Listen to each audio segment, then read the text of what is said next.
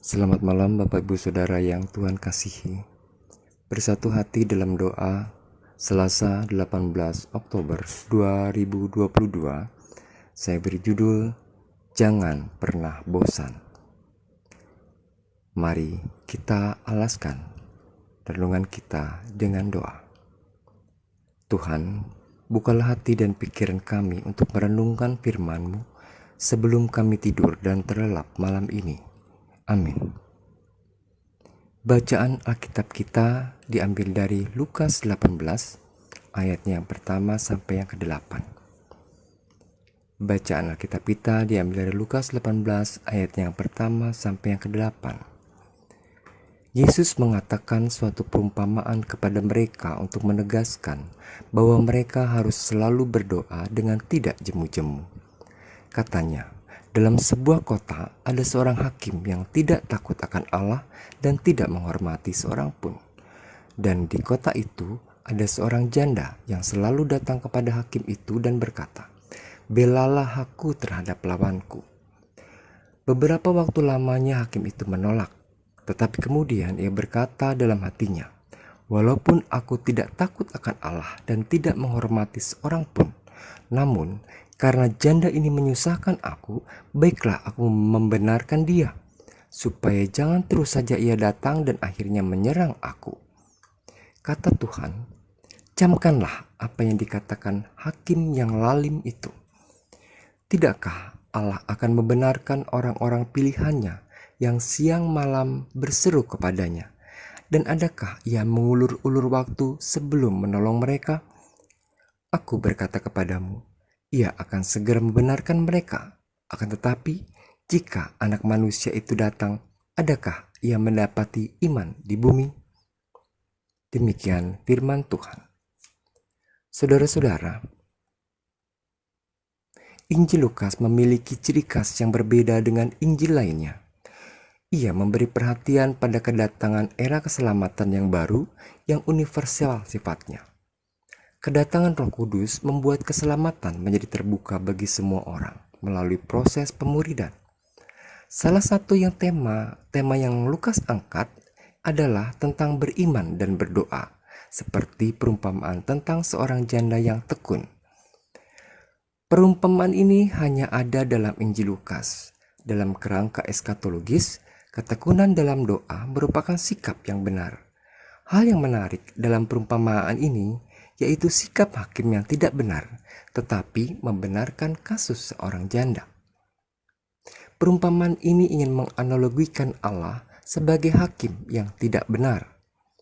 Karakter hakim itu tentu bertolak belakang dengan karakter Allah. Mengapa Allah membenarkan janda itu? Jika diperhatikan, motivasi antara hakim dan Allah untuk membenarkan janda itu ternyata berbeda. Apabila hal ini ditarik relevansinya dengan konteks kita saat ini, sangat relevan sekali. Kita melihat begitu banyak orang rajin berdoa, namun doa itu menjadi sarana agar kebutuhan kita terpenuhi. Doa menjadi sebuah cara meraih sukses, mencari untung, mencari kesehatan, dan yang lebih memprihatinkan, doa menjadi alat ukur keimanan seseorang. Orang yang rajin berdoa adalah orang beriman. Anggapan yang mengatakan bahwa dengan beriman dan berdoa kita bisa beroleh berkat dan kasih karunia Allah ini itu keliru. Dalam Alkitab dikatakan bahwa oleh karena kasih karunialah kita beriman, maka kita bisa berdoa. Jadi, Allah adalah sumber iman dan alasan kita berdoa.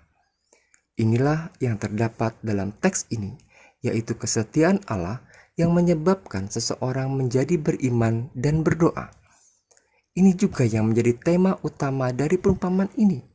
Jadi, perumpamaan ini ingin menyatakan dua hal yang penting. Yang pertama adalah objek perumpamaan, dan kedua adalah maksud dan tujuan dari perumpamaan itu. Objek perumpamaan Yesus sebenarnya bukan ditujukan kepada orang-orang Farisi, melainkan kepada murid-murid Yesus. Yesus ingin menegaskan bahwa mereka harus selalu berdoa dengan tidak jemu-jemu dan tidak berputus asa. karena menunggu waktu yang lama. Doa juga bukan dijadikan sebagai sarana untuk pemenuhan kebutuhan. Inilah yang diungkapkan melalui bacaan kita hari ini. Dalam perumpamaan ini, ada dua karakter yang ingin disoroti. Yang pertama, karakter seorang hakim, dan yang kedua, karakter seorang hamba. Hakim dalam perumpamaan ini digambarkan sebagai seseorang yang tidak takut akan Allah. Hakim seperti ini tentu bukanlah hakim yang ideal. Seharusnya ia membela kaum miskin dan lemah. Namun, tipe sang hakim ini bukan hakim yang memiliki belas kasihan.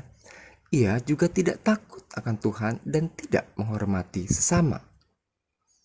Karakter yang kedua adalah karakter seorang janda yang tidak memiliki harapan, sekalipun ia belum terlalu tua. Janda ini percaya bahwa sang hakim adalah hakim yang bertanggung jawab. Karena itu, ia selalu datang kepada hakim itu. Mungkin ia sedang menghadapi sedikit kesulitan dengan keuangan, sehingga tidak mampu untuk membayar. Makanya ia berkali-kali datang kepada sang hakim dan memohon kepadanya untuk memberikan keadilan. Hakim menolak permohonan janda itu untuk beberapa waktu lamanya. Penolakan itu tidak digambarkan dengan sikap yang kasar atau dia mengusir, melainkan sang hakim tidak menggubrisnya atau tidak menjawab permohonan dari janda itu. Tentu tidak alasan bagi sang hakim untuk bersikap seperti itu. Ia adalah orang yang tidak sensitif terhadap kebutuhan orang lain. Ditambah lagi, janda itu dianggap tidak memiliki sesuatu yang dapat mempengaruhi dirinya sebagai hakim. Maka sudah jelas mengapa hakim itu menolak permohonan sang janda. Tidak ada kesalahan dengan permohonannya, namun masalahnya terletak pada sang hakim, yaitu ia tidak peduli kepada janda itu. Namun akhirnya, hakim itu membenarkan sang janda yang terus-menerus datang kepadanya. Jawaban atau tanggapan hakim terhadap permohonan janda itu bukan karena hakim itu menyadari tugas untuk menjalankan keadilan. Pertimbangannya adalah agar janda itu tidak terus mengganggunya. Itu keputusan yang membenarkan janda itu dan keputusan atau ketekunan janda dalam doa yang bisa kita lihat. Jadi, fokus utama perumpamaan ini bukan pada karakter dan pertimbangan dari sang hakim, melainkan keputusan hakim yang membenarkan kepada ketekunan janda itu. Analogi hakim dengan Allah tentu sangat berbeda. Sedangkan analogi janda itu dengan orang pilihan Allah mungkin memiliki kesamaan. Yesus menganalogikan tindakan hakim yang membenarkan janda itu dengan tindakan Allah yang membenarkan orang-orang pilihannya. Jika Bapa duniawi yang jahat tahu memberikan pemberian yang terbaik kepada anak-anakmu, apalagi Bapamu yang di sorga, ia akan memberikan yang terbaik kepada mereka yang meminta kepadanya. Namun, jika kita bertekun dan tidak menjadikan doa kita sebagai sarana bagi pemenuhan kebutuhan kita. Amin. Mari kita berdoa. Bapa yang baik, kami bersyukur telah diingatkan agar kami memiliki motivasi yang benar dalam setiap doa kami. Mampukan kami untuk setia dan bertekun dalam doa dan tidak menjadikan doa itu sebagai sarana bagi pemenuhan kebutuhan kami. Dalam kasih-Mu yang akan terus melingkupi kami sepanjang tidur kami malam ini. Amin.